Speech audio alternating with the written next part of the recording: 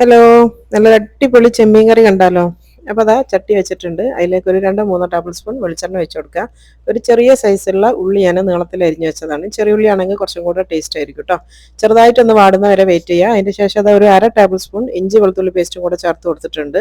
എന്നിട്ട് നന്നായിട്ടൊന്ന് വഴറ്റിയതിന് ശേഷം ഒരു മീഡിയം സൈസുള്ള തക്കാളി അരിഞ്ഞും കൂടി ഇട്ട് കൊടുത്തിട്ടുണ്ട്. അതും ഒന്ന് ചെറുതായിട്ടൊന്ന് വഴറ്റുക. അതിലേക്ക് ഇതാ കുറച്ച് കറിവേപ്പിലയും കുറച്ച് പച്ചമുളകും കൂടെ ചേർത്ത് കൊടുക്കുന്നുണ്ട്. ഒരു 5-6 പച്ചമുളകും കൂടെ ചേർത്ത് കൊടുക്കുക. എന്നിട്ട് നന്നായിട്ട് ഒന്നും കൂടെ ഒന്ന് മിക്സ് ചെയ്ത് കൊടുക്കുക. ഇനി ഇതിലേക്ക് പൊടികളാണ്. 1/2 ടേബിൾ സ്പൂൺ മല്ലിപ്പൊടി ചേർക്കുന്നുണ്ട്. 1/2 ടേബിൾ സ്പൂൺ തന്നെ മുളക് പൊടി ചേർത്ത് കൊടുക്കുന്നുണ്ട്. പിന്നെ ഒരു 1/2 ടീസ്പൂൺ മഞ്ഞൾപ്പൊടി വേണം. പിന്നെ പെരിജീരകത്തിൻ്റെ പൊടി 1 ടീസ്പൂൺ ചേർത്ത് കൊടുക്കുന്നുണ്ട്. പിന്നെ ഉലുവൻ്റെ പൊടി ഒരു 1/4 ടീസ്പൂൺ. ഇത്രയും പൊടികളുള്ളൂ. ഇതിന് നന്നായിട്ടൊന്ന് വഴറ്റിയെടുക്കുക കേട്ടോ. ചെറുതായിട്ടൊന്ന് ചെറിയ സിമ്മിലിട്ടിട്ട് ഒന്ന് ഇങ്ങനെ വഴറ്റിയെടുക്കുക. അതിന് ശേഷം ഇതിലേക്ക് 1 കപ്പ് തിളച്ച വെള്ളം, ചൂടുള്ള വെള്ളമാണ് ഒഴിച്ചു കൊടുക്കുന്നത്. എന്നിട്ട് നന്നായിട്ടൊന്ന് മിക്സ് ചെയ്ത് കൊടുക്കുക കേട്ടോ.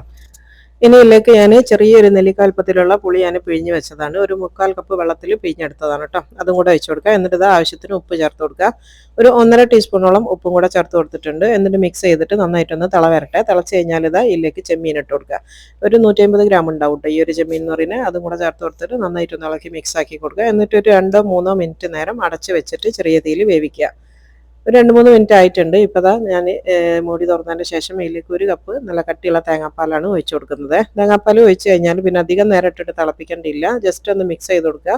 എന്നിട്ട് ചെറുതായിട്ടൊന്ന് വന്നു കഴിഞ്ഞാൽ അപ്പോൾ തന്നെ നമുക്ക് തീ ഓഫ് ചെയ്ത് കൊടുക്കാം കേട്ടോ. തേങ്ങാപ്പാൽ തന്നെ ചേർക്കണേ. അപ്പോൾ അതാ ചെറുതായിട്ടൊന്ന് വന്നിട്ടുണ്ട്. ഇനി നമുക്ക് തീ ഓഫ് ചെയ്ത് ഇപ്പോൾ അതാ അടിപൊളിയായിട്ടുള്ള നമ്മളെ ആ ഒരു ചെമ്മീൻ തേങ്ങാപ്പാൽ കറി ഇവിടെ റെഡി ആയിട്ടോ. ഈ ഒരു കറി ഉണ്ടെങ്കിലുണ്ടല്ലോ ഒരു പറ ചോറുണ്ട് കേട്ടോ. വേറെ ഒന്നും വേണ്ട, ഈ ഒരു കറി മാത്രം മതി. വേറെ സൈഡ് ഡിഷസ് ഒന്നും ഇല്ലാണ്ട് നമുക്ക് ചോറ് തിന്നാൻ പറ്റുന്ന നല്ലൊരു അടിപൊളി കറിയാണ്. എല്ലാവരും ട്രൈ ചെയ്യും.